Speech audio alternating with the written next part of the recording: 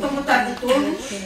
O meu nome, se calhar não vejo daí, que é pequenino, é Paulo Mourão, sou da Faculdade de Lisboa e é com muito orgulho e muita honra que estou a presidir esta sessão a convite das curadoras e responsáveis pela exposição e por este conjunto de atividades em torno da literatura neorrealista para a infância, as minhas queridas alunas, Violante Magalhães e Karina Infante do Carmo.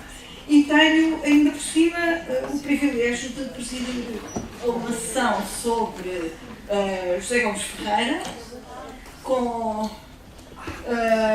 dois oradores, em primeiro lugar o professor Fernando Azevedo da Universidade do Minho. Vou-me dispensar de ler o currículo, visto que vocês têm uma folha que não vale a pena estar a resumir, e depois a Natividade Pires, que conheço também há muitos anos destas lidas, que também irá falar sobre José Gomes Ferreira, numa perspectiva que também, à partida, penso que nos desperta a todos muita expectativa, que é a relação com a literatura tradicional, não é? Não posso esquecer, e a Natividade com certeza também não, que o José Gomes Ferreira e o Carlos Oliveira fizeram uma recolha de poesia, de literatura tradicional, três ou quatro, não lembro bem, três magníficos volumes que são uma referência nessa área das relações com a literatura tradicional. E então, sem mais delongas, e como já estamos um bocadinho atrasados, e ver se conseguimos cumprir o nosso horário mais ou menos, em primeiro lugar dou então a palavra ao professor Fernando Azevedo, que nos vai falar sobre as aventuras de João Sem Medo, de José Gomes Ferreira, do lúdico ao questionador. Muito obrigado.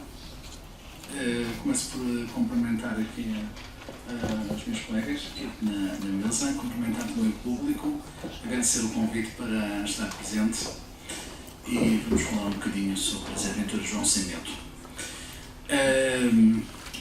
Começamos por dizer que as aventuras de João Sem Medo, panfleto mágico em forma de romance, constitui a todos os títulos uma obra exemplar. E exemplar porquê? Em primeiro lugar, porque se trata de um romance onde a ideologia do fantástico emerge em toda a plenitude, comportando um conjunto de valores que deliciosamente satirizam um certo estado de coisas e ajudam o leitor a interrogar o mundo.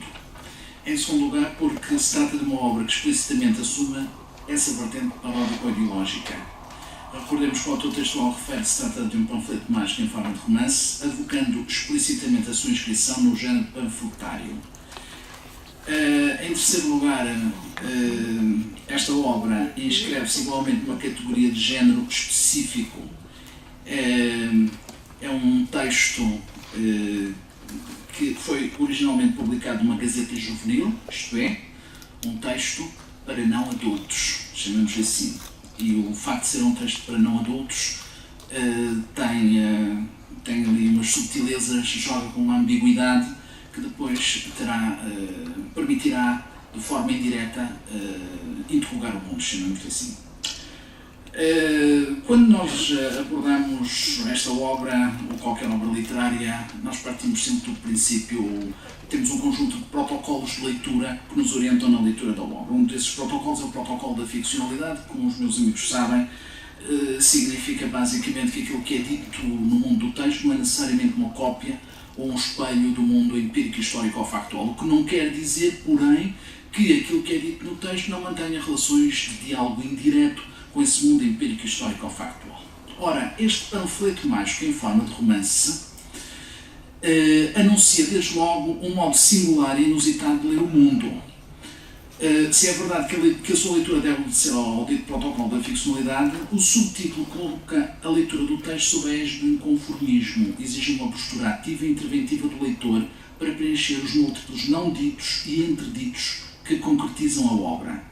Repare-se que o subtítulo afirma explicitamente que se trata de algo em forma de outra coisa. Portanto, um panfleto mágico em forma de romance. Nós temos imediatamente a instauração da ambiguidade, que se vai tornar geradora de uma complexidade semântica que será visível ao longo de todo o texto. A obra está escrita sob o signo da paródia, da derição, estratégias que, com recurso à ironia e ao humor, muitas vezes negro, possibilitam suscitar ao leitor importantes e significativos efeitos perlocutivos. E aqui remeto-vos para um artigo do professor Carlos Reis, publicado já no século passado, em 1980, na Coloque de Letras, em que o professor Carlos Reis diz que, em última análise, a ironia não é mais do que o reflexo estilístico de uma característica genérica das aventuras de João Semedo, o recurso ao absurdo como fator primancial da instauração da ambiguidade, na medida que a sua vigência, destruindo o equilíbrio da verossimilhança, inviabiliza a apreensão linear da mensagem. O que importa é captar sentidos mais profundos, suscetíveis de conduzirem à dimensão ideológica, que a dimensão declaradamente panfletária da obra subentende. Se os contos de fadas fazem parte da nossa herança comum, desempenhando papel lúdico na educação e formação social das crianças e jovens, o propósito explícito em desconstruir essa herança, e agora vou remeter para o José Gomes Ferreira, criando um herói que desmistificasse os gigantes, os príncipes, as princesas, as fadas e permitisse criar novos mitos, tornar mágicos os objetos vulgares da vida diária e dar contorno às minhas verdades mais profundas numa linguagem da ação poética, tudo isto implica a necessidade de uma leitura profunda deste texto. Ainda que o texto desconstrua parodicamente os estereótipos dos chamados contos de fadas e se configure, em certa medida, como uma espécie, pensemos, uma espécie de um Shrek avant la lettre, mas com muitas aspas aqui, estimulando, graças ao recurso à ironia, ao insólito, ao absurdo, o riso do leitor, a obra tece algumas considerações dissimuladas que ajudam o leitor a interrogar o mundo em que ele se vive e se movimenta. De facto, utilizando os realia, estas curiosas aventuras supõem um olhar crítico, um olhar não ingênuo.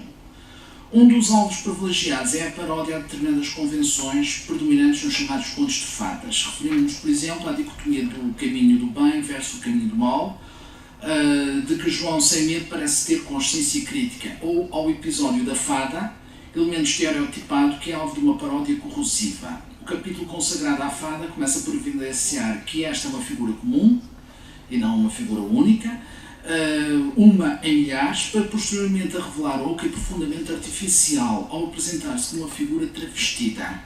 De facto, a sua figura é apresentada por meio de aproximações visuais consecutivas. Aos olhos de João Semedo, a fada parecia-lhe ser, e agora vou citar, uma mulher jovem e bela, cabelo loiro até à cintura, 3 estrelas de prata na testa, varinha na mão direita, roca na mão esquerda, túnica bordada de rubis, esmeraldas, chapinhos de latina e tudo mais que as fadas costumam usar. No fundo, o estereótipo da fada.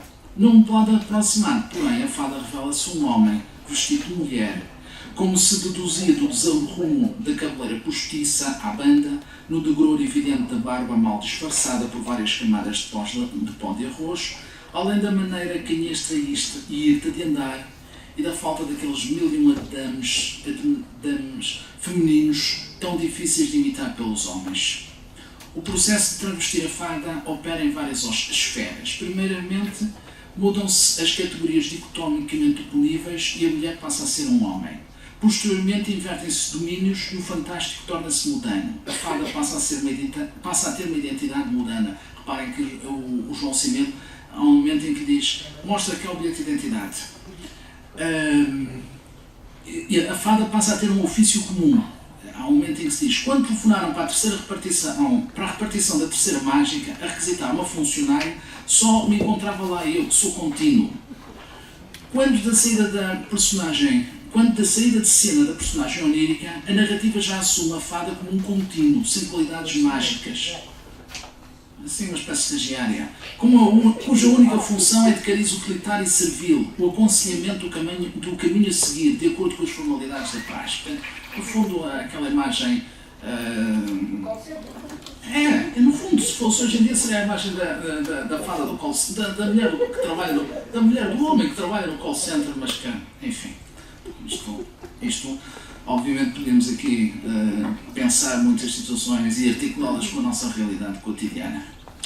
Vários percursos hermenêuticos são sugeridos ao longo da obra. Por um lado, por exemplo, o tópico dos impossibilita, para explicar a representação das situações de pernas para o ar. Por outro, o tópico da viagem, da deslocação espacial, que nesta obra é, acima de tudo, um percurso de maturidade e crescimento psicológico e intelectual de João Sem Medo. João Sem Medo caracteriza-se pela sua rebeldia, inconformismo, coragem, pela vontade de agir e transformar o mundo. Depois de saltar o muro e penetrar na Floresta Branca, João Sem Medo vive uma série de aventuras onde vai adquirir uma maior consciência crítica acerca da sua capacidade ou incapacidade de operar a transformação do mundo, para terminar num desejo reprimido, projetando para um futuro indeterminado a revolução desejada. Nesta perspectiva, esta obra pode em larga medida configurar-se como uma espécie de Bildungsroman, isto é, como um romance de aprendizagem. A recuperação de estruturas e de códigos literários aparentemente similares aos dos contos tradicionais recria no leitor a ilusão de leitura deste género literário. No entanto, este quadro de referências ao folclore ocidental é prontamente subvertido. Nesse sentido, nós podemos dizer que a obra se aproxima também de um certo ponto do riso carnavalesco teorizado por Mikhail Bakhtin. Este convite a um olhar purificado e não deturpado pelo ruído de certas formas de observar e de intervir é desde o início anunciado pelo muro elevado que João ousará pular e pela tableta simbólica que avisa o incauto leitor para a necessidade de ler o mundo, de ler o texto numa dupla chave semiótica, a leitura superfície, mas também uma leitura crítica daquilo que será narrado e profusamente ilustrado pelos diversos episódios. Relembro-vos aquela célebre expressão que até está num dos quadros ali da exposição que acabamos de ver: é proibida a entrada a quem não anda espantado de existir. Carlos Reis sublinha que o privilégio atribuído a elementos fantásticos que postergam a verosimilhança com contributos oníricos da tradição popular e da mitologia pagã contribui para adensar e problematizar a mensagem ideológica plasmada pela obra. As possíveis e virtuosas propriedades intertextuais que as aventuras de João Sem Medo estabelecem com o universo literário e cultural não devem equivaler a uma perda de singularidade ou de originalidade da narrativa. Aliás, este dinamismo textual manifesta-se em todo o texto literário. Finalmente, retomando uma tradição que remonta a Almeida Garrett, mas que é também visível em essa de Queiroz, estas aventuras encerram com a expressão de um sentimento de impotência e de desânimo. João Sem Medo regressa à chora que logo bebes. Incapaz de alterar substancialmente o estado de coisas, decide, pragmaticamente falando, ganhar dinheiro à custa dos seus malogrados conterrâneos.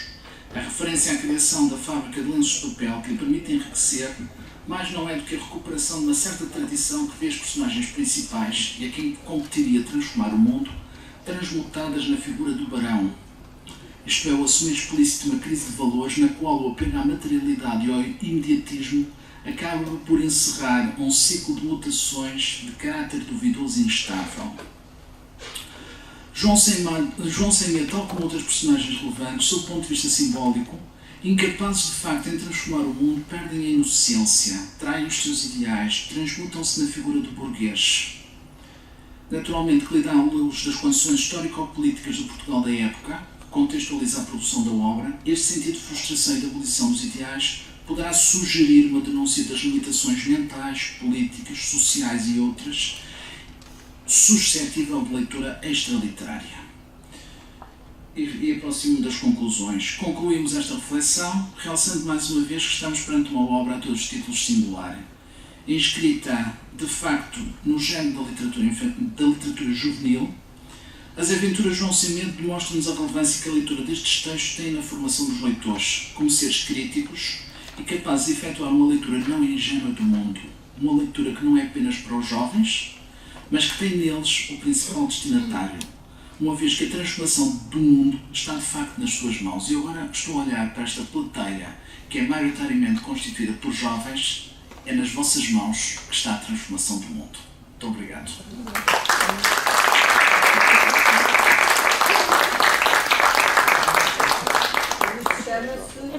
Isto chama-se disciplina.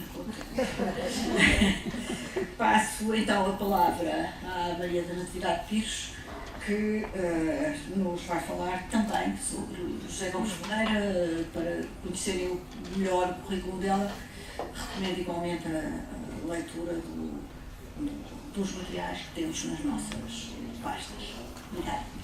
Muito obrigada. Cumprimento também os meus colegas de mesa e boa tarde a todos. Eu quero dar um breve esclarecimento.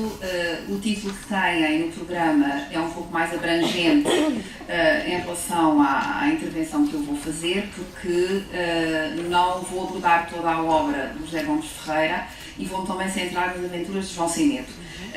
Quando me apercebi que efetivamente as duas pessoas da mesa iam abordar esta obra do José Gomes Ferreira, já tinha o texto preparado. E já não foi possível pegar na poesia, porque, enfim, tenho também um estudo feito sobre a poesia de José Gomes Ferreira, onde também podemos encontrar muitos reflexos do imaginário da literatura tradicional. Portanto, eu não vou desenvolver essa dimensão, mas gostava de deixar aqui essa referência, que é bastante interessante também. O percurso literário e ideológico do José Gomes Ferreira decorre ao longo de 3/4 do século XX, consolidando-se no convívio com escritores dos mais variados quadrantes. Desde Guimarães de Coimbra, seu professor no Liceu Gil Vicente, a Teixeira de Pascoais, Carlos Queiroz, João José Cochufel, José Rodrigues Miguel, Carlos de Oliveira, Manuel Ribeiro de Pavia, Manuel da Fonseca, Mário Dionísio, José Cardoso Pires, Fernando Lopes Graça, muitos foram os amigos com diferentes opções estéticas e ideológicas com que conviveu. De todos estes nomes, muitos foram também os que se corresponderam com Fernando Lopes Graça, tendo sido possível fazer um levantamento dessas situações no seu espólio, inédito na época em que o consultámos, recolhendo assim referências ao interesse pela literatura tradição oral por este núcleo de pessoas, assim como testemunhos das relações com José Gomes Ferreira. Este espólio encontra-se na Casa Museu Verdades de Faria. José Rodrigues Miguel, em carta de Nova Iorque, de 13 de maio de 1948, escreve a Lopes Graça, felicitando-o por pôr o nosso folclore no devido lugar, e onde refere o seu texto de José Rodrigues Miguel, Canelão. Ora, não sei se já alguém ouviu falar do que é o canelão. Era uma dança de roda, dançada por homens, que se enlaçam pelos ombros e pela cintura, e em que os participantes vão desistindo à medida que são agredidos com pontapés nas canelas, dados pelos companheiros. O objetivo é, cada um, tentar livrar-se dessas agressões e resistir o maior tempo possível dançando. Então, José Rodrigues Miguel encara esta dança como uma espécie de ritual e estabelece uma analogia com o modo de ser português e com a crítica ao aproveitamento nacionalista e estupidificante da cultura popular feito pelo regime político da época. Para ele, o jogo revela simbolicamente a resistência do povo e não o aceitar a agressão. A minha intervenção segue estes pontos. Então, acho que já troquei aqui um papel. É isso mesmo, pois, é isso mesmo. Já não sei onde é que eu pus, estive a passar aqui. Bom, enfim, mas a referência que eu quero fazer relativamente aos ecos da publicação de Aventuras de João Sem-Medo na imprensa também é uma referência breve. Nós temos vários jornais e revistas da época que publicam comentários muito elogiosos a este texto. E é interessante porque, apesar de se tratar de um texto, como o professor Fernando Azevedo já referiu, com uma dimensão de fantástico, maravilhoso, enfim, os conceitos não são exatamente o mesmo, mas acaba por haver aqui uma dimensão de maravilhoso e alguma dimensão de fantástico também. A verdade é que, apesar do texto ter essas dimensões, é muito consciente da parte do grupo de intelectuais da época que este texto é um texto com uma intenção crítica muito forte. E por isso há várias publicações, que eu tenho aqui referidas numa página que não encontro, que efetivamente fazem referência a isso. Ora, vem a seguir. Então, a sequência não é exatamente esta, mas não faz mal. Verificando Digamos que ao nível da ficção, as aventuras de João Sem Medo são uma espécie de ilha na produção de José Gomes Ferreira. Uma ilha, no entanto, que emerge rodeada de águas solidárias e num clima propício ao desenvolvimento de uma fauna, flora, seres humanos e fantásticos que se alimentam, afinal, deste replantar de produtos tradicionais. Contos, canções, romances, todo um universo que alimenta a imaginação de José Gomes Ferreira e ao qual ele, sonhador incorrigível, não poderia ser impermeável, sobretudo se considerarmos o primado da subjetividade na sua relação com o mundo, conforme afirma Fernando Martins. Os diálogos entre a literatura tradicional e o romance de Gomes Ferreira plasmam-se de forma variadíssima através de inúmeras possibilidades estéticas e ideológicas. A literatura tradicional alimenta do princípio ao fim este romance, mas nele convergem também os mitos clássicos, a literatura de viagens, a literatura de vanguarda, a literatura de ambiente social, etc., e não especificamente apenas uma tradição da cultura portuguesa. Aliás, lembro aqui, como a professora Paula Mourão também já referiu, o interesse de José Gomes Ferreira pela literatura tradicional, tendo organizado com Carlos de Oliveira uma enorme recolha de contos tradicionais, enfim, não uma recolha de campo, porque tanto ele como o Carlos de Oliveira partiram na seleção de contos que fizeram de recolhas feitas por outras pessoas que efetivamente fizeram recolha de campo, mas como muitas dessas edições ou estavam dispersas por jornais ou em edições já esgotadas na época, foi extremamente importante este trabalho que permitiu tornar acessível ao público leitor estes textos que já na época, há uns 60 anos atrás, alguns estavam um pouco caídos no esquecimento e, por outro lado, ter esta seleção de textos significativos da tradição portuguesa, e não só, mas enfim, com variantes na tradição portuguesa, foi um trabalho extremamente importante para a preservação destas versões tradicionais e também demonstra e comprova este interesse dos autores. Eu espero depois ter tempo para, no final, fazer ainda uma breve referência aos antecedentes deste romance. Então, fazendo agora, dando agora algumas indicações sobre ecos da publicação destas aventuras maravilhosas de João Sem Medo na imprensa, a reação da imprensa a esta primeira edição, em 1963, como disse, demonstra bem a sua dimensão subversiva. A revista Vértice, por exemplo, no número 239 de agosto de 1963, publica uma resenha crítica de Armando Bachelard, onde este classifica o romance de corajosa lição de liberdade, com um estilo muito vivo, carregado de ironias, a fazer sorrir e pensar sobre os problemas mais importantes de hoje. A título de exemplo, duas outras publicações que comentam o romance: a Gazeta do Sul, de 14 de setembro de 1963, com o artigo de Eduardo Xenca de Garcia, e a Seara Nova, de janeiro de 1964, com o artigo de Alexandre Pinheiro Torres. Bom, em relação ao humor e fantasia, também já referido pelo meu colega, falar em segundo lugar sobre a mesma obra é um pouco ingrato, porque acabamos por repetir algumas coisas. Ora, este nosso herói do João Sem Medo nascera já em 1933, nos episódios das aventuras maravilhosas de João Sem Medo, publicadas no jornal infantil O Senhor Doutor, vivendo uma aventura por semana ao longo de 26 episódios. Mas nos anos 60, quando é publicado o livro, estava-se longe já de se encarar a produção literária como Alves Redolo fizera em 39, dizendo no prefácio do seu romance Gai Belos que não pretendia que ele ficasse na literatura como obra de arte. Esta começa a ser a posição de José Gomes Ferreira começa a ser a posição estético-ideológica predominante. Em 1956, no artigo Nua Verdade e Fantasia, um título que nos remete para a epígrafe, a célebre epígrafe desta de Queiroz na Relíquia, sobre a nudez forte da verdade, o manto diáfano da fantasia, Manuel Campos Lima apresenta os dois termos necessários à atitude realista: o critério da verdade da vida como guia ideológico dos artistas, o critério da diferença qualitativa entre a vida e a arte como guia técnico-formal dos artistas. Gomes Ferreira faz sistematicamente questão de se distanciar de posicionamentos estético-ideológicos excessivamente vinculados a certos movimentos.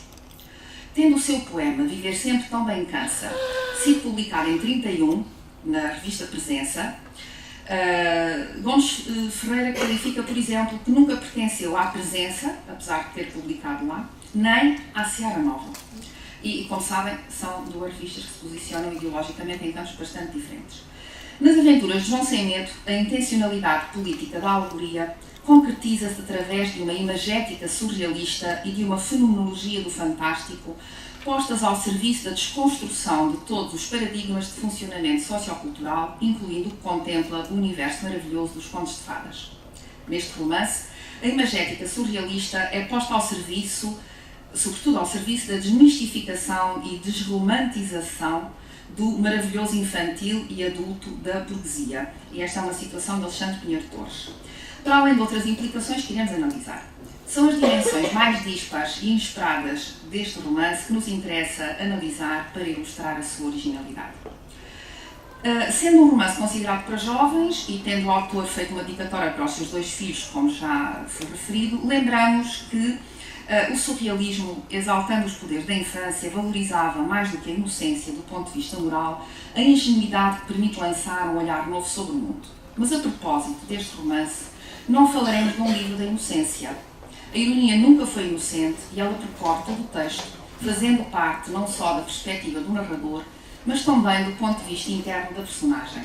Quanto ao leitor, jovem ou adulto, pretende-se que tenha não uma visão inocente, mas capaz de lançar esse olhar novo sobre o mundo. José Gomes Ferreira, fascinado como seu herói pelo comando voluptuoso das palavras, revelar-se-á original, assumindo a ousadia de que fala Mário Dionísio e pondo o fantástico, o humor, o nonsense, as tradições populares e folclóricas, a mitologia e alguns recursos de correntes literárias vanguardistas ao serviço da ideologia neorrealista. Aliás, a sua sensibilidade estética leva-o a encarar alguns pontos da tradição oral como tributários de um surrealismo não correspondente a um movimento teorético e datado, mas a uma tendência do imaginário coletivo e forma de narrativa oral que identifica em contos como o Alvenel, o Ovo Partido, incluídos na coletânea já referida. E justifica esta sua avaliação da seguinte forma. Bom, acho que vou passar à frente a citação. E para justificar porque é que relaciona aqui o surrealismo com uma obra com estas características. A este movimento, o autor vai buscar a liberdade ilimitada da criação artística, de forma a lutar contra a monotonia, o que considera uma das missões sociais da arte. Só que a justa posição incongruente de elementos estranhos uns aos outros, por vezes surge, não é o resultado do acaso, cultivado na criação surrealista, mas o resultado de um objetivo determinado de crítica social e política. Esse objetivo é, desde logo, assumido no título do livro. Aventuras remete, como já vimos, para uma literatura de descobertas através da viagem, remete depois concretamente, no universo do romance, para um episódio que é saltar o muro, que separa dois mundos, e separa o espaço de segurança da sua aldeia, do Chora-Clogobenses, do espaço da aventura, salto esse que o herói dará precisamente porque a sua personalidade tem as características necessárias para enfrentar os perigos. Por isso o seu nome é João Sem Medo. Esse traço da sua personalidade liga-se intrinsecamente ao nome próprio João, que é um nome popular, permitindo identificá-lo com qualquer cidadão anónimo. Ora, a alcunha, no código estético-literário neorrealista, tem um valor ideológico forte. A personagem configura-se em função do comportamento, que é a sua marca diferenciadora. Veja-se, por exemplo, os casos de Gineto e Gaitinhas, em Esteiros, já aqui analisado. Estas alcunhas têm fortes implicações ideológicas pela dinâmica de transformação que implicam, já que definem o perfil psicológico das personagens, uma rebelde, a outra sonhadora, portanto Gineto e Gaitinhas, que se não conformarão com a sua situação desprivilegiada. Também João Sem Medo lutará contra as adversidades, usando muitas vezes a estratégia do cantor. É que enfrentar o medo é a única valentia verdadeira dos homens verdadeiros. Quanto ao subtítulo do livro, também já referi, Panfleto Mágico em Forma de Romance, explicita mais o empenhamento da obra. Dando um salto da incidência ideológica do título para a nota final da segunda edição, de 1973, nela encontramos uma preocupação de frisar essa mesma incidência ideológica. O autor explica a importância do nome do herói, de forma a que ele definisse esse inimigo de déspotas e tiranias, faz referência à visão pitosga e superficial de quem veja no romance uma história exclusivamente dedicada a crianças. Classifica-o de saga de contestação mansa, vencendo o preconceito de nela entrarem gigantes, fadas e bruxas, e termina com uma piada popular que perde toda a inocência ao ser ligeiramente desviada na sua formulação discursiva. Bruxas não existem, dirão os senhores peremptórios, naturalistas e suficientes. Pois não, mas caça às bruxas, isso afirmo-vos eu que há. Não se trata de um pós-fácil, que muito incisivamente pretenda garantir a eficácia da comunicação literária e ideológica, como é frequente em muitas obras neorrealistas, mas não deixa de chamar a atenção para a dimensão ideológica que o universo fantástico não deverá fazer esquecer. Há dois pontos aqui que eu agora vou tocar, que é o conceito de desconcerto do mundo e a questão das viagens. Para nos mostrar o desconcerto do mundo e aquilo que nele precisa de ser transformado, o autor remete para uma série de referências culturais que criam uma intertextualidade contínua, por vezes de tal forma subtil que só uma atenção e uma sensibilidade também continuamente despertas permitem detectar no subtexto. Desde logo, como já foi dito, se estabelece uma relação de transtextualidade com toda a literatura de viagens, mas em particular com as viagens de Gulliver, de Swift, pelo insólito das situações e o confronto estabelecido entre a sociedade a que o herói pertence e os espaços e culturas que percorre, consciencializando-se da relatividade de todos os valores. Esta questão da relatividade dos valores parece-me extremamente curiosa. Nos milhões de poços, onde o príncipe de orelhas de burro, uma das personagens também aparece, se mira à procura da sua imagem verdadeira, ele encontra milhões de verdades diferentes. E isto vem contrapor-se à falta de consciência de relativização que o aviador da cidade da confusão tem. Porque este aviador, num dos episódios que surge no romance, diz: então o senhor imagina conceber um avião para andar no ar? O meu amigo não estava onde a Caxilónia. No ar vão os automóveis, os elétricos, os comboios, os trens, os metropolitanos. Os aviões são para viajar debaixo da terra, aqui e em toda a parte. De salientar que Gomes Ferreira, como José Régio, se recorda da personagem do conto tradicional do príncipe com orelhas de burro, para abordar uma das problemáticas essenciais do romance, ainda que o tratamento da personagem e o desenrolar dessa problemática sejam sujeitos a abordagens completamente diferentes. Há um episódio em que aparece um devorador de 7 bocas, o que se enquadra aqui num fundo mitológico greco-romano, que faz parte também da imaginação popular. Veja-se, por exemplo, o conto de Ana de Castro Osório, O Bicho de 7 Cabeças. E eu gostava de vos mostrar esta ilustração, que é uma das que acompanha a primeira edição em episódios desta história. É uma ilustração de Ofélia Marques, em 1933. O fundo é branco, aqui parece azulado, mas o fundo no jornal é branco. E porquê é que eu chamo a atenção para isto? Porque, como podem ver, nesta ilustração e na versão deste episódio escrita em 33, o João Sem Medo enfrenta este devorador de 7 bocas sozinho. Acontece que no romance de 1963 é o próprio povo que luta contra a tirania e não é o João Sem Medo sozinho. E, portanto, isto é aqui uma referência curiosa em termos do apelo à luta de classes. Enfim, depois há outras alusões à mitologia e há relações com fábulas, todas elas sempre chamando a atenção para essa questão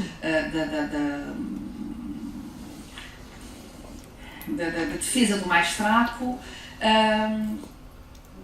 Em relação à questão da clivagem do sujeito, também é interessante porque não é propriamente um tópico muito comum na literatura neorrealista, mas nós temos aqui um herói que eu agora vou falar sem estar a ler para conseguir terminar com alguma lógica. Este herói que vai enfrentar depois de saltar o muro e sair do seu espaço de segurança da aldeia dos Choraclogbebes para ir à aventura, vai confrontar-se com uma série de perigos, vai lutar, vai no fundo descobrir até que ponto é que tem coragem para enfrentar as adversidades, mas acaba por decidir, encontra um João Medroso, e esse João Medroso, a um determinado momento em que, já não sei exatamente quem é que faz uma magia ao João Sem Medo, em que ele começa a dissolver-se no ar e começa a ser engolido pelo João Medroso.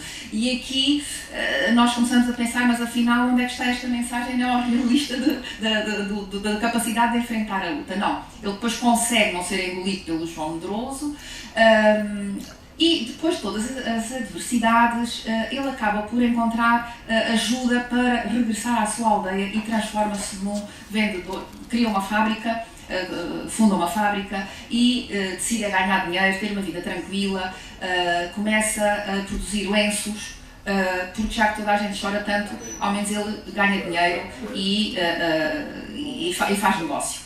E aqui nós podíamos pensar, então, mas esta mensagem, afinal, é uma mensagem em que se mostra que as pessoas não conseguem manter a sua capacidade de luta. Bom, não é essa a mensagem principal, pelo menos no meu entendimento, e penso que há aqui vários pontos que eu agora não tenho tempo de abordar no romance que nos demonstram que, obviamente, volta a haver aqui uma ironia muito forte, uma crítica muito forte à acomodação, mas este herói, este João Sem Medo, não deixa de manter o desejo de voltar a saltar o muro.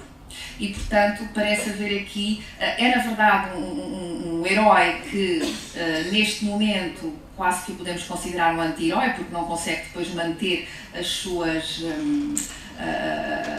capacidade de viver nesse outro mundo diferente, mas ele não desiste da possibilidade de voltar a saltar o muro e voltar a enfrentar outras adversidades. Mas, antes de terminar, se puder ter mais 2 ou 3 minutos, 2 minutos, está bem. Gostava então de dizer que... ora bem, vamos lá ver. É que não queria deixar de falar da questão da antropofagia ou lei da harmonia. É que o João Sem Medo, há um momento em que encontra uma menina que cheira muito bem a maçã e ele acaba por lhe comer uma pontinha do dedo.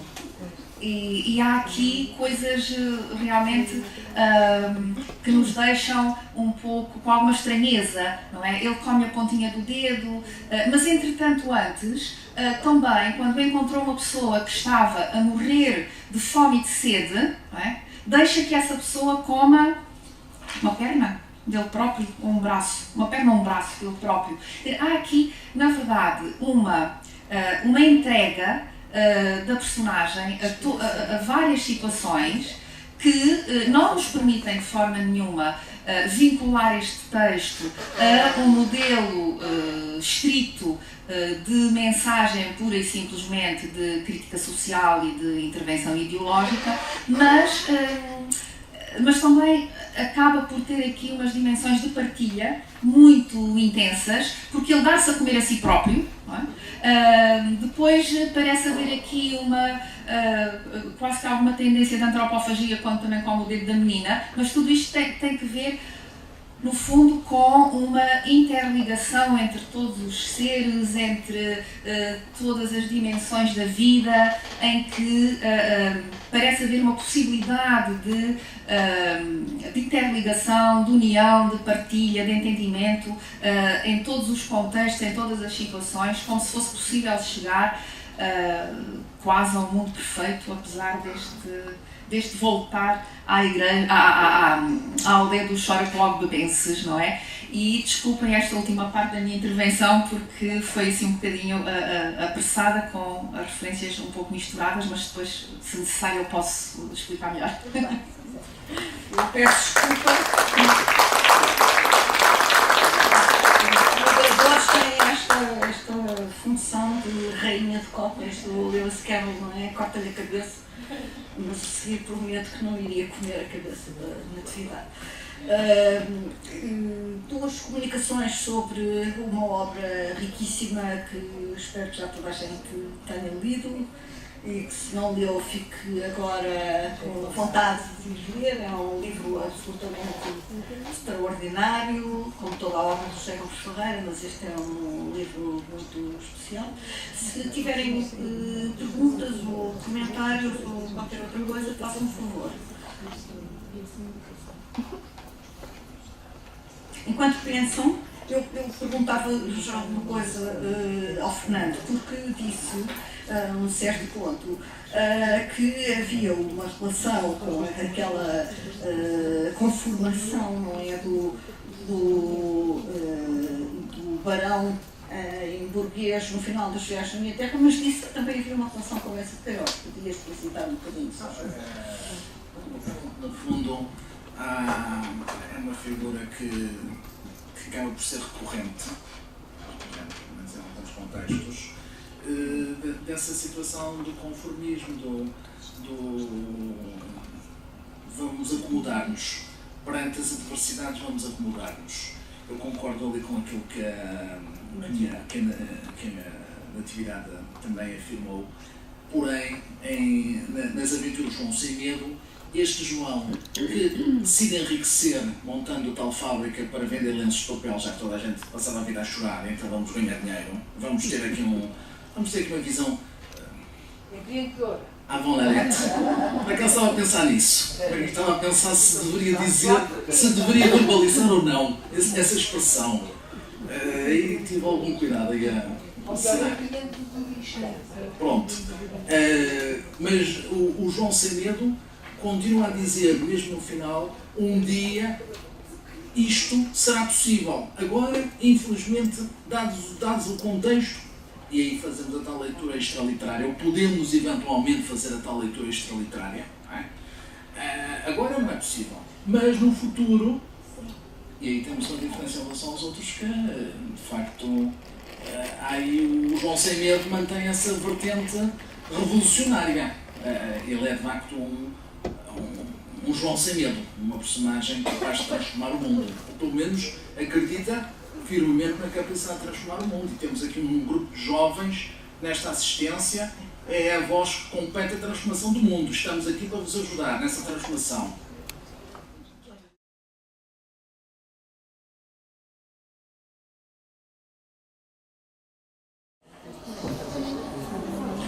Muito boa tarde.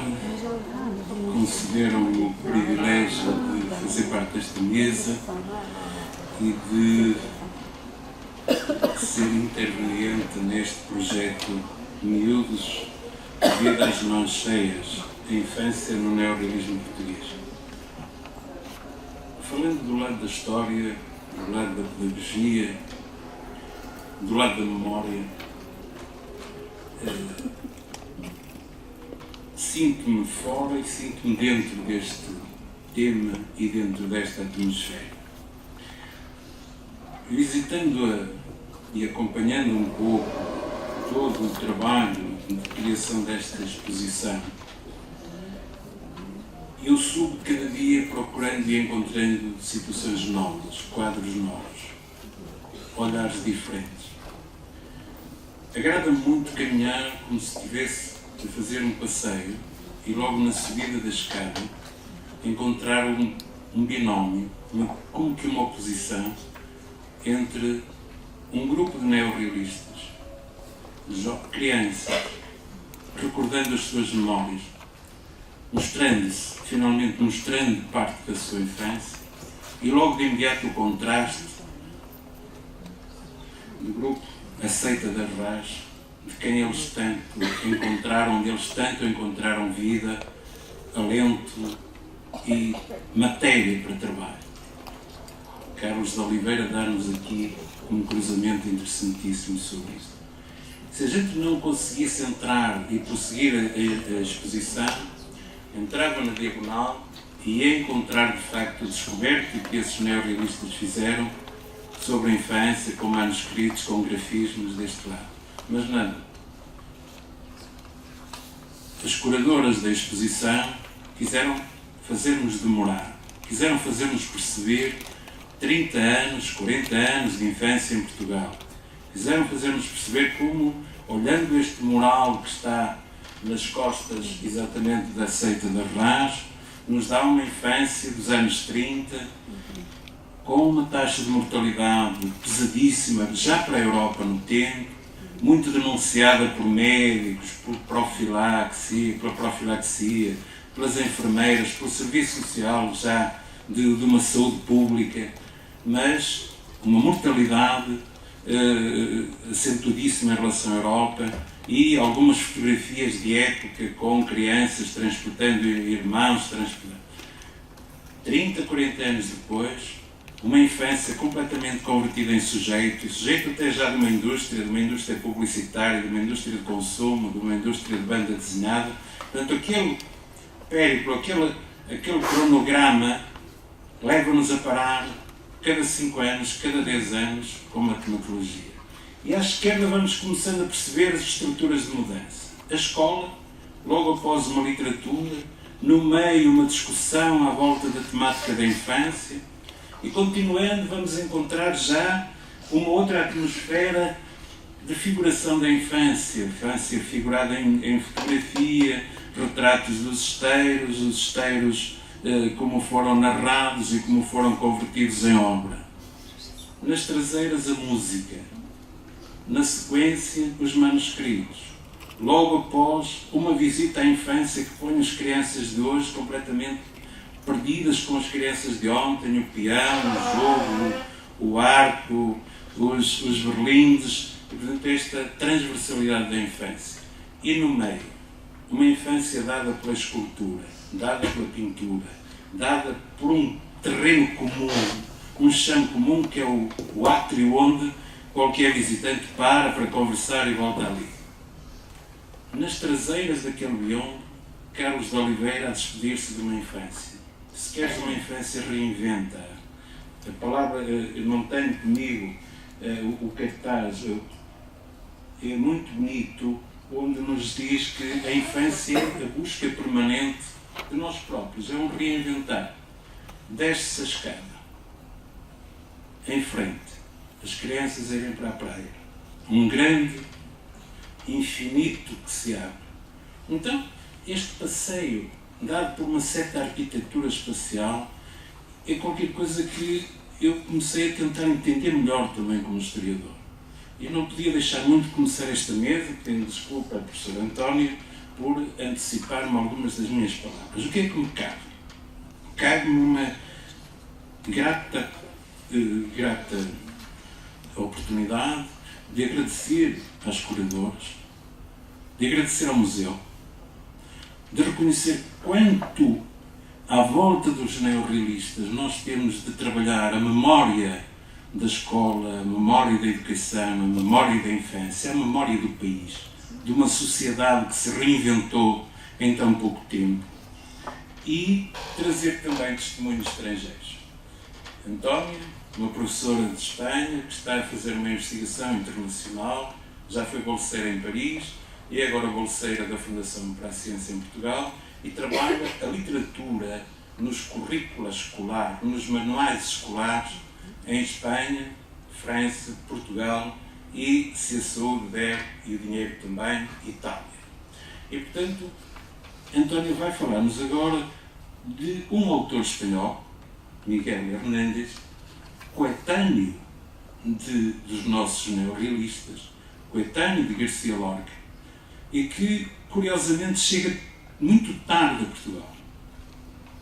Também ele foi vítima, foi perseguido político, foi preso. Garcia Lorca chegou-nos muito pelo grupo de Coimbra, pelo teatro, chegou. Hernández não chegou. António vai trazê-lo hoje. E, portanto, o que é que António nos vai falar? Vai tentar este cruzamento com os neorrealistas portugueses e vai tentar também, penso eu, abrir um pouco mais o debate para uma transversalidade que foi a infância e que é a construção de texto para a infância, que é a literatura para a infância. Então, a palavra é sua, leia, apresente-se lento. Antónia fica muito nervosa porque fala espanhol e depois acelera e depois Não, fico muito lento, traga-nos um texto com a sua propriedade e estaremos disponíveis para entender e ouvir. Obrigado. E obrigado também, mais uma vez, por nos escutar. Obrigado. Muito obrigada.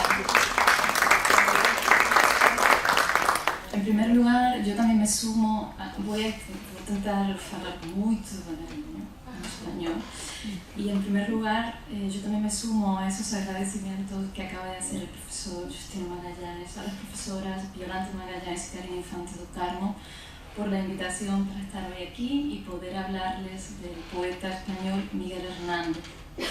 Y también quiero dar las gracias al profesor Justino Magallanes, no solo por la presentación, sino porque, tal vez no lo sepa, pero fue él el que me acercó a este otro universo literario de los neorrealistas portugueses que yo desconocía por completo. Voy a dar comienzo a mi presentación. Cuando Mario Dionisio evoca su experiencia universitaria como alumno de la Facultad de Letras de Lisboa a mediados de los años 30 del siglo XX, además de recordar la precariedad docente de la misma, la determinación con la que afrontó el firme propósito de convertirse en un escritor serio, la importancia de las amistades de aquellos tiempos o la intensidad de su actividad política, también rememora su experiencia como apasionado lector. Mario Dionisio, el joven estudiante, tal y como expresa muchas décadas después en su breve autobiografía, y ahí tienen un fragmento, leía con entusiasmo a algunos de los poetas más sobresalientes del panorama literario español y anhelaba pertenecer a la grey de esos modernos juglares que, a la manera de Rafael Alberti, hacían de la causa social y política una empresa personal. Para Dionisio, como para el conjunto de escritores portugueses neorrealistas, la revolución soviética, a mayor revolución de nuestro tiempo, que diría el autor, y la resistencia de los intelectuales republicanos españoles durante la guerra civil, sobre todo en los primeros años cuando el conflicto bélico aún parecía que podía ser ganado por el bando republicano, no solo fueron fuente de inspiración y de entusiasmo ante la difícil situación portuguesa, un nuevo sol con corazón, no corazón do homem, diría, sino que también se convirtieron en la ansiada utopía que por momentos hasta pudo tornarse posible. Todo ello sería en definitiva raíz y cuerpo do neorrealismo portugués.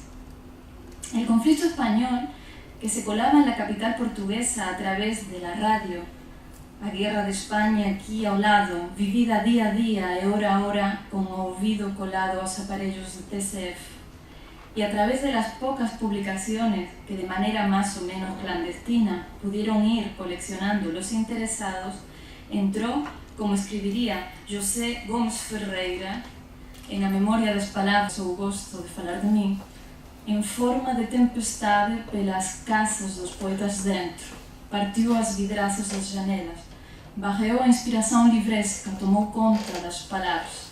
Alguns poetas pagaram pelas espingardas para ver sangue nos versos. Desde este otro lado de la frontera, al mismo tiempo que se aceleraba la actividad artística e intelectual para denunciar las atrocidades que se cometían en España, se aguardaba, con as uñas enterradas na carne das mãos, algún triunfo en el campo de batalla español que no llegaba.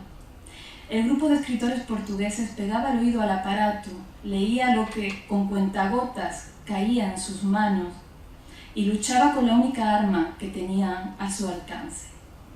Pero a pesar de todo, ante las injusticias que se padecían en España y ante la farsa del no intervencionismo salazarista, la palabra se quedaba estrecha y la frustración, como podemos leer en las heroicas de Ferreira, aumentaba. Dice Ferreira en unos versos: Irmãos, eis o que eu posso dar a vossa luta, um cinzeiro com 10 pontas de cigarro, é uma noite de insônia insumisa, que rancor de vergonha.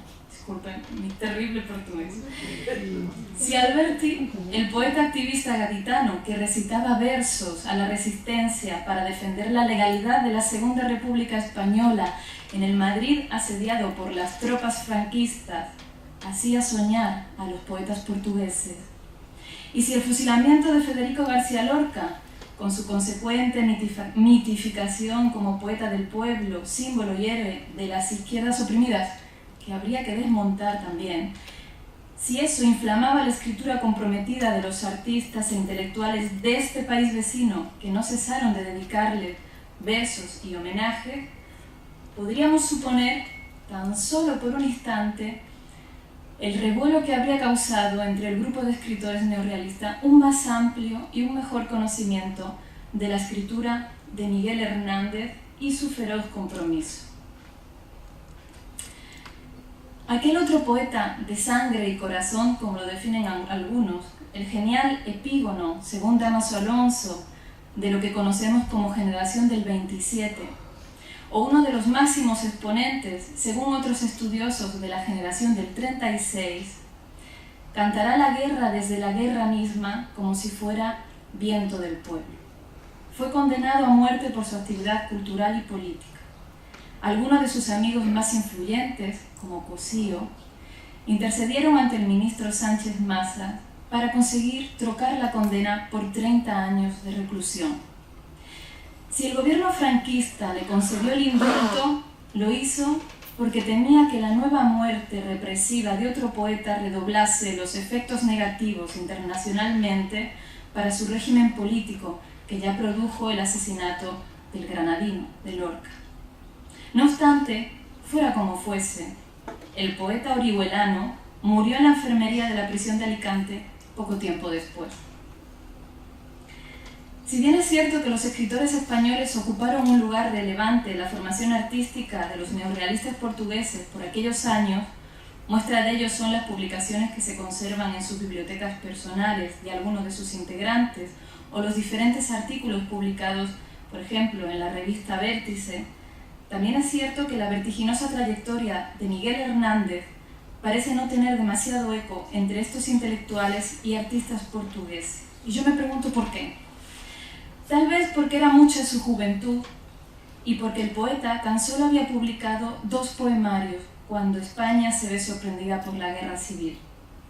Aunque El rayo que no cesa, que es el título de su segundo poemario, sonetos desconcertantes que todos los amigos de la poesía pura deben buscar y leer, como diría uno de los grandes de la época, Juan Ramón Jiménez, y que vería la luz en enero de 1936, sería considerado por la crítica una obra mayor de la literatura desde el momento de su publicación. Tal vez sería porque la censura durante la posguerra, con todos sus funcionarios culturales, quiso silenciar la imagen combativa y modélica del poeta de Orihuela, al autorizar únicamente la lectura de este segundo libro, de tema amoroso y elegíaco, y la de Perito en Lunas, el primer poemario del autor, tan cargado de ingenuidad como de barroquismo. No obstante, en la biblioteca particular de Mario Dionisio se conserva un ejemplar de Le romancero de la guerre civile, que Georges Pilmont publicó en la colección común de les Editions Sociales Internationales en el París de 1937. La obra, que es la que tienen a su derecha, con prefacios de Jean Cassou, adquirida por Dionisio el mismo año de su publicación, tal vez como venía hablando con el profesor Magallanes en algunos de sus viajes a París, no se trata de una antología original. El supuesto compilador de esta antología cancioneril de guerra lo que hace en realidad es coordinar la traducción ampliada de la primera recopilación de romances de la guerra española que sería publicada un año antes en Madrid al cuidado de Manuel Altolaguirre, y es justamente la que tienen a su izquierda.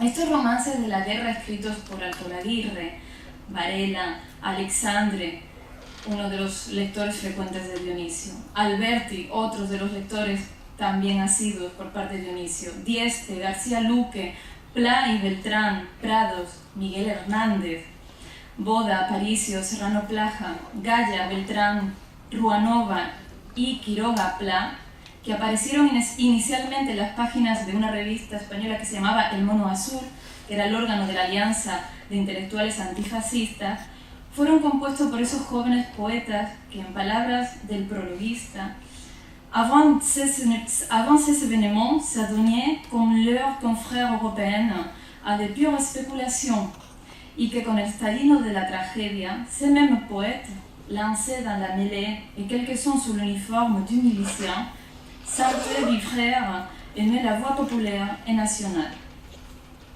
Pese a los detalles de una y otra edición aquí esbozado, lo que nos interesa es que Hernández tiene cabida en ambas publicaciones. Una y otra incluyen, aunque como una errata en el título del primer poema, los romances Sentado sobre los muertos y Viento del pueblo me lleva. Las dos composiciones se encuentran en su libro Viento del pueblo, una obra del año 37, el pueblo que espera a los poetas con la oreja y el alma tendida al pie de cada siglo, que diría en la dedicatoria que le ofrece a Aleixandre. Fue publicado en Valencia en ese año, en el 37, por la sección de ediciones del Socorro Rojo. Compuesto para ser recitados en los campamentos y en las trincheras, Hernández, sentado sobre los muertos que se han callado en 2 meses, revela las atrocidades y la crudeza de los inicios de la guerra sin dejar de defender a su pueblo, pueblo de mi misma leche, que diría el autor, para amarlo y defenderlo con la sangre y con la boca, como 2 fusiles fieles, hasta el final de sus días. Dionisio también atesoraba entre sus libros una tercera edición de la antología 20 años de poesía española, desde el 39 al 56, confeccionada por Castellet para la editorial Sex Barral, que es la que tienen ahí, que fue publicada en Barcelona en el año 62, mucho más posterior. Las ediciones anteriores tuvieron un importante éxito de venta, tal y como apunta el editor en una nota introductoria, tal vez porque el pueblo necesitaba leer lo que se escribió en esos primeros años de dictadura y que fue censurado. En este volumen se incluyen nuevamente algunos poemas de Hernández, canción última de la obra El hombre acecha, que comenzó a editarse en el 39 por la delegación de la Secretaría de Propaganda Republicana en Valencia, La casida del sediento, que fue escrito durante los últimos años de vida del poeta y que cierra El cancionero y romancero de ausencias, y Ascensión de la escoba, composición perteneciente a ese conjunto de poemas últimos del autor. Todos ellos tienen que ver con esa etapa combativa y con esa etapa revolucionaria del poeta.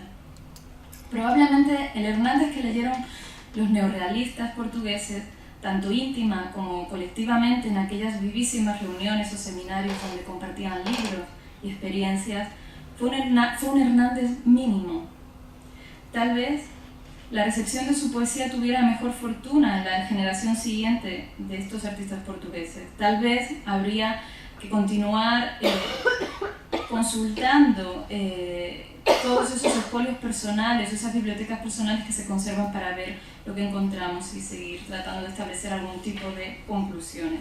Pero lo que sí es cierto es que si en España la obra de Hernández no se va a publicar o reeditar o volver a poner a disposición del pueblo hasta una época muy posterior, difícilmente van a poder encontrarlo en Portugal. La obra poética completa al cuidado de Leopoldo de Luis y Jorge Urrutia, que es esta, es una primera edición de esas obras completas, no va a ser publicada hasta el año 1976, un año después de que falleciese el dictador. Creo que eso también tiene mucho que ver en el asunto. Otra cuestión sería, y daría para hablar en otra conferencia, lo que va a suceder en Argentina. Allí los exiliados republicanos españoles sí pudieron publicar más tempranamente algunos de los textos poéticos que a veces con frecuencia también viajaban a este otro lado del Atlántico.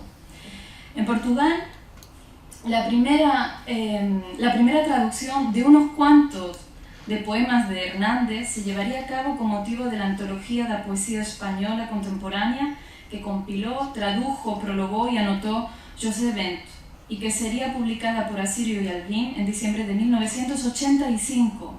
Una edición enorme, muy voluminosa, que va a ser apoyada por la Dirección General del Libro y Bibliotecas del Ministerio de Cultura Español. En la introducción, la obra del poeta se menciona ligeramente, es encuadrada en la modernidad en un primer momento y en un segundo momento en la poesía social. Se seleccionan para esta antología 13 poemas. Entre ellos se va a hacer la traducción de Cansao de embalar da cebola, que son las nanas de la cebolla que luego veremos y que va dedicada a uno de los hijos de Hernández. En 1993, Bento publica Antología de Miguel Hernández en Selección, en la editorial Don Quijote, que es esa tapa rosa que tienen a su derecha, con unas breves páginas introductorias a la vida y a la obra del autor. La selección de poemas y su traducción se verá ampliada hasta reunir 36 composiciones, y creo que eso es todo. En Portugal o en portugués solo existen traducidos 36 poemas de las obras completas de Hernández. De su prosa no hay ni rastro. Y de los cuentos para niños, tampoco. A pesar de que la recepción de Hernández y posiblemente su lectura también haya sido limitada en Portugal, ¿por qué cuando leemos a los neorrealistas portugueses nos resuenan en la cabeza algunas composiciones de Miguel? Cuando la profesora Violante me hablaba de algunos de los autores congregados en esta exposición sobre la infancia, o cuando me relataba las preocupaciones que se padecieron en todo ese periodo al que el profesor Justino se refería anteriormente, yo no dejaba de pensar en la literatura de Miguel Hernández y en El niño yuntero, o en Las nanas de la cebolla, en Las abarcas desiertas, entre otras tantas composiciones que luego mencionaré. Entonces acepté la propuesta que amablemente me hicieron para contarles quién es este poeta español que a mi modo de ver algo tiene que ver con ese grupo al que ustedes le han decidido, a la que le dedican tantas horas de estudios y que yo no conocía, para poner de manifiesto que a pesar de que unos y otros no se conociesen o no se conociesen tan intensamente como nos gustaría, y no podemos hablar de un influjo o una influencia directa de los unos para con los otros, sí me parece conveniente pensar, usando términos de la biología, en una evolución convergente, si me permiten, o en una convergencia evolutiva. Artistas que evolucionan de manera independiente para llegar, como decía Dionisio, espontaneamente da inquietação, da generosidade, da ingenuidade, da fecunda, exaltante e fraternal ingenuidade, desses tantos jovens que foram ao encontro uns dos outros pelo seu pé. Y todos ellos llegaron a un mismo destino. La experiencia de vida de estos escritores los llevó a una misma conciencia, la conciencia del compromiso. Pues bien, cuando Hernández hinche la vela del compromiso, navegará por aguas difíciles, colmando su existencia de una lucha incesante y de desencanto, con ansias de revolución. Cuando esto sucede, a partir de la publicación de Viento del Pueblo en el 37, el poeta le cantará a los más necesitados, a los desamparados, a los desheredados, a su pueblo, en definitiva, y entre todos ellos, a esos hijos de los hombres que nunca fueron niños, tomando la dedicatoria del romance Soy Pregamos.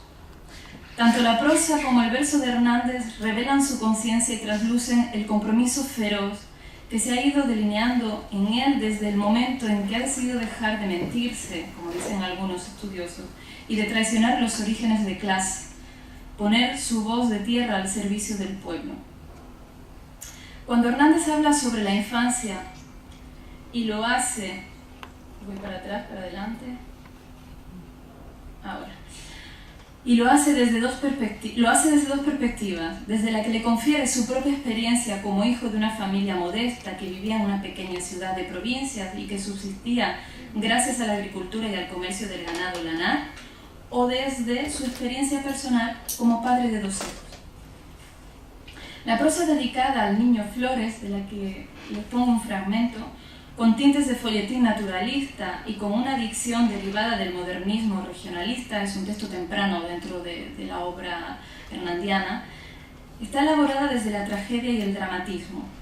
Ya ahonda en la pesarosa situación de los niños trabajadores, como haría posteriormente en el popular poema El niño yuntero. Al pequeño Flores entornábansele los ojos. El paso lento de los bueyes y el rumor sedante de la noria al moverse y del agua al derramarse le adormecían. No luchaba por despabilarse. Sabía que si su padre lo hallaba durmiendo, le señalaría con el puño lo que él entendía por otra cosa que por nalgas. Y no obstante, se dormía, y se dormía pensando. Me duermo, tengo sueño. Tengo sueño porque hace mi padre que me levante muy temprano, tan temprano, para ayudarle en sus trabajos. Y mientras tanto Flores se preguntaba sin dejar de girar el molino: ¿por qué de trabajar? Tengo 7 años. El Corrihuela tiene 12 y ni trabaja ni se levanta hasta que quiere. ¿Por qué se levanta él cuando quiere? ¿Por qué yo me levanto sin querer? El niño Flores, símbolo de la infancia rural y campesina, no madrugaba para ir a la escuela precisamente, a pesar de su corta edad. Una infancia española que durante el primer tercio del siglo XX debía rozar unos altos índices de desescolarización para que en la década de los años 30 el país tuviera más de 10 millones de analfabetos, cifra que suponía más de un 32% de la población total. Después de presentarnos la fatigosa situación de este pobre niño, Hernández no podía dibujar un desenlace más brutal y horripilante. Sigamos leyendo. Flores, Flores, Gandul, ¿cómo es que no llega el agua? ¿Cómo no oigo roar la seña? ¡Flores!, despertó sobresaltado a las voces de su padre. ¡Flores! ¿Te has muerto, Gandul? ¡No! Como vaya ahí, veré qué haces. Desgraciadamente, Flores se dormía sobre el gran palo atravesado. El busto del zagalillo se inclinó hacia el pozo en que evolucionaban los cangilones. Dormía, dormía, vació en el palo. Se derrumbó contra los ojos de la seña. Hubo un retumbo de aderas golpeadas. Los bueyes comenzaron a girar vertiginosamente, espantados. Se oían crujidos de tiernos huesos rotos, de cráneo prensado, de brazos partidos. Nada más. Un rato lo llamó el huraño huertano desde el otro lado de la lluvia invertida del cáñamo verde. ¡Flores, Flores, Flores! Cuando llegó junto a la seña, los bueyes aún giraban rápidos, no repuestos del susto. Sangrienta, volcaban el agua a los cangilones. De uno de ellos vio caer un pie, todo un pie del hijo. Diría ser una disparatada lis roja. Del niño Flores al niño pobre en 5 cuadros, para presentarnos el hambre y la ausencia de futuro de ese otro personaje dueño de todas las miserias del mundo. Pan, madre, ven que te expurgue. Pan, saca el canario al clavo del corral, ponle ese corazón de lechuga y ese grano de alpiste para que cante fino. Pan, yo quiero pan. Toma tu hermanito, dame pan. Te lavaré la cara y te pegaré, Gandul, que no te hartas nunca. Quiero pan. Para el que ganas, demasiado comes. Y todo el día están el niño persiguiendo galgo el pan y la madre, centinela, guardándolo al acecho. Por la siesta, cuando la casa oscura resume en archipiélagos de suelos encendidos toda la luz de la puerta, cuando la madre es un horizonte que ronca, saca el niño del sagrario del arca una delgada forma de pan que no llega a su gusto, porque la madre irrumpe el acto de su mano que va directamente a su deseo. Con un grito, hace ante su presencia un bíblico ademán, como si no pudiera entrar en el paraíso desde allí en adelante, cuando el sol precipita la sazón de los frutos. En Los niños de la guerra, Hernández, aunque denuncia las muchas muertes y el sufrimiento de los más jóvenes de la sociedad, imagina entusiasta el porvenir de esa otra infancia alegre de los niños de España cuando ganen la guerra, que cundirá por escuelas, costas, plazas, carreteras, como dice en la prosa. Y 2 prosas más, que no voy a detenerme en ellas por falta de tiempo. Una es Chiquilla y otra es El hijo del pobre, que nos llaman la atención porque denuncian la terrible situación de esa infancia siempre ligada a la tierra, a lo rural, pues no era otra la procedencia de este poeta en la España de aquellos años. Pasemos, sin embargo, a comentar brevemente El niño yuntero y Las desiertas abarcas después. Publicado en el poemario de guerra Viento del pueblo en el 37, esta composición denuncia desde una estética más lograda y depurada que los textos anteriores las precarias condiciones del hijo de la tierra que vino a la vida, como dice en uno de sus versos, entre estiércol puro y vivo de vacas, con un alma color de olivo, vieja ya y encallecida. El romance, como pueden ver en la diapositiva, se inicia así: carne de yugo, ha nacido más humillado que bello, con el cuello perseguido por el yugo para el cuello. Este hijo de los hombres que nunca sería niño nace como la herramienta a los golpes destinado y no parece tener más horizonte que el de la propia tierra y su duro trabajo. Humillado a las tareas agrícolas desde edades tempranas como si fuese una bestia de labranza, los niños del campo, este niño yuntero, que contar sus años no sabe, trabaja masculinamente serio, sin ninguna esperanza ni ningún otro aliciente que el del duro esfuerzo del jornalero. Sin embargo, al final del poema, Hernández plantea una posible salvación que no existía en los ejemplos anteriores.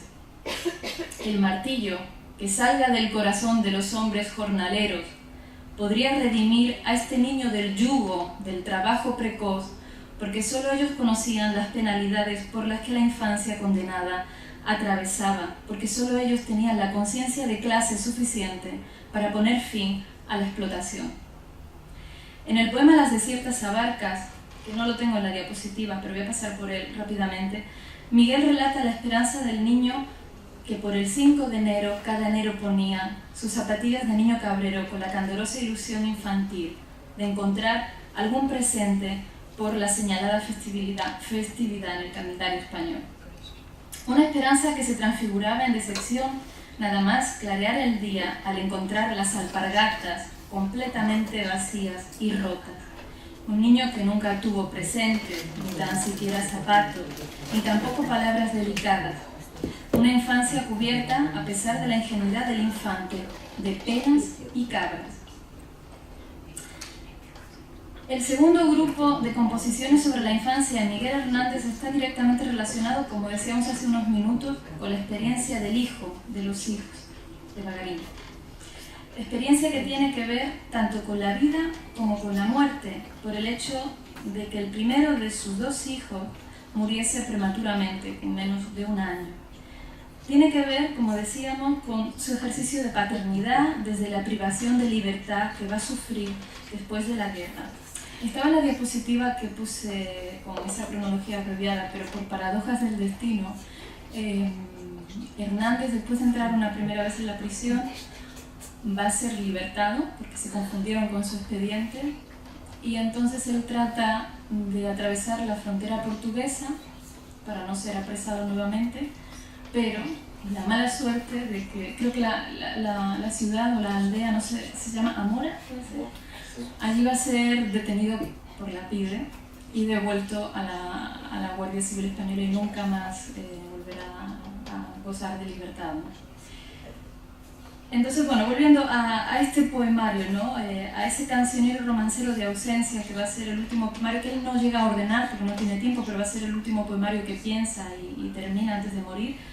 En ese poemario casi por entero dedicado a ese hijo que le dolía porque había dejado de vivir, donde también le dolía la guerra y le dolían todos los muertos de esa guerra, encontramos composiciones tituladas Ropas con su olor, Negros ojos negros, No quiso ser, El cementerio está cerca, El sol, La rosa y el niño, y tantos otros llenos de dolor y de desencanto.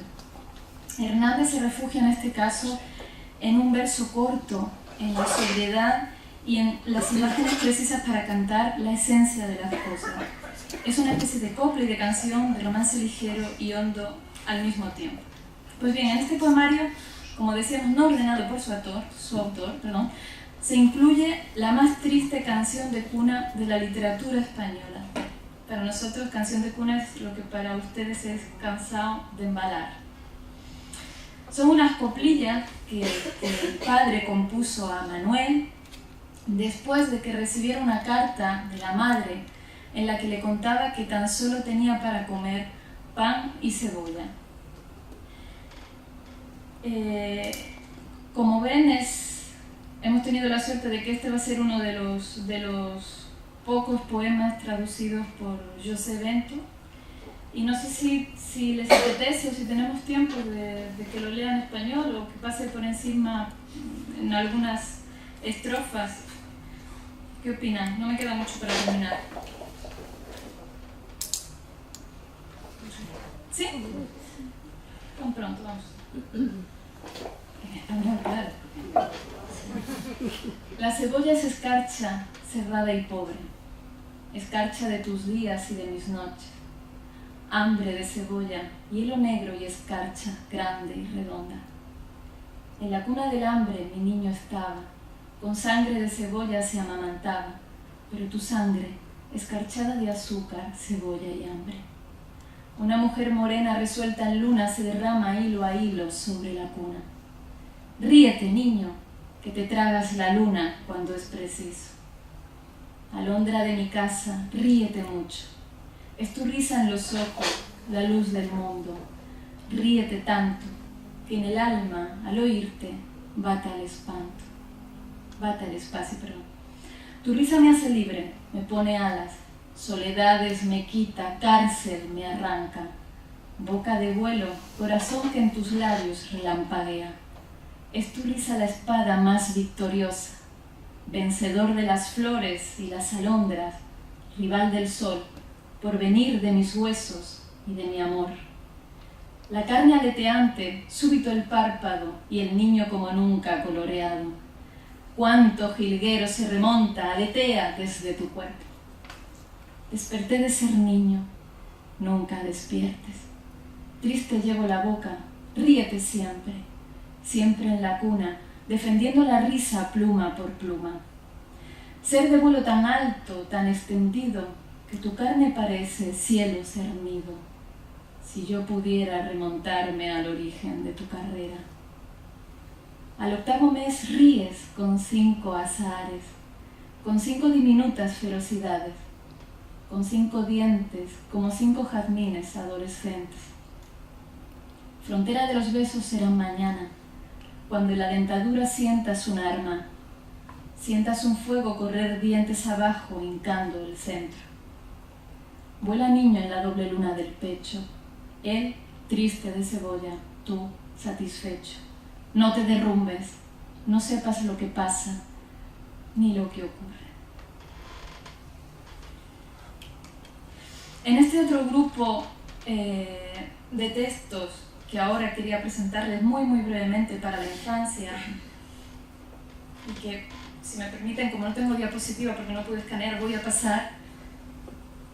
En ese volumen están los 4 cuentos dedicados a ese Manolillo, para cuando supiera leer, que el poeta escribió entre rejas.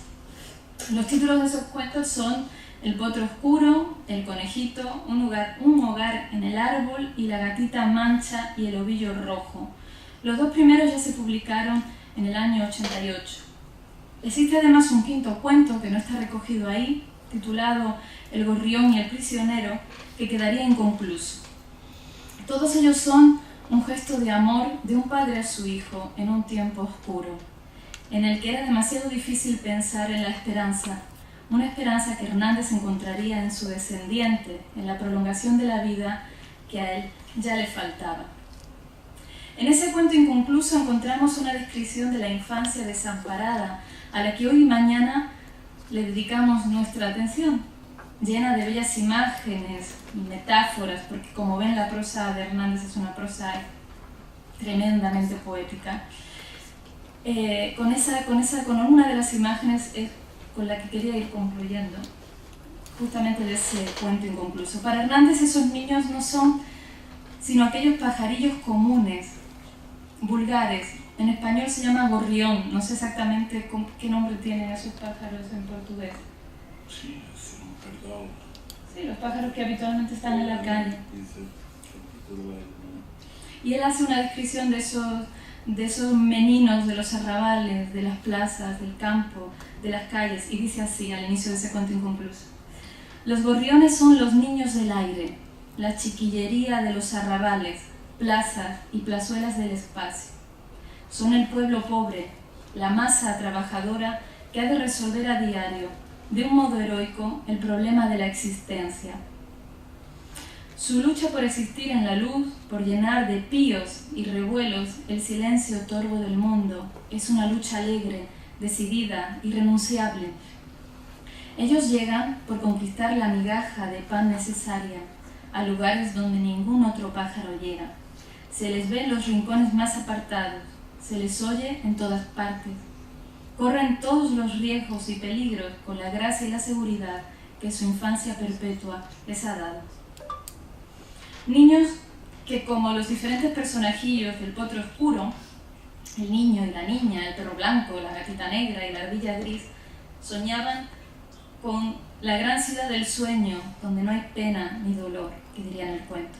Con ese mundo mejor por el que Hernández entregó sus versos y su vida, porque si hay algo que Hernández nunca perdió, o que no quiso perder, a pesar de la difícil vida que tuvo, fue la esperanza. Llegados aquí, al final, que no es un final, es una introducción a Hernández, a su poesía en general, a la recepción que de él se hace en Portugal, a la posible o no posible influencia que pudo tener en los neorrealistas. Yo solo quería apuntar tres asuntos o tres posibles líneas. Creo que en Hernández y en los neorrealistas hay una lucha por una misma causa, independientemente de ese influjo directo o no. Algunos hablan del polen de ideas que puede haber en el aire, de esa experiencia de vida que les conlleva al mismo lugar y que están marcadas en una historia concreta y que no parece ser muy diferente la que se vive en España y Portugal en aquellos años. Unos y otros revelan una conciencia alienada que intenta denunciar y que intentan sobrepasar porque parten de una idea de revolución y de una vida mejor a la que dedican vida y obra en algunos casos.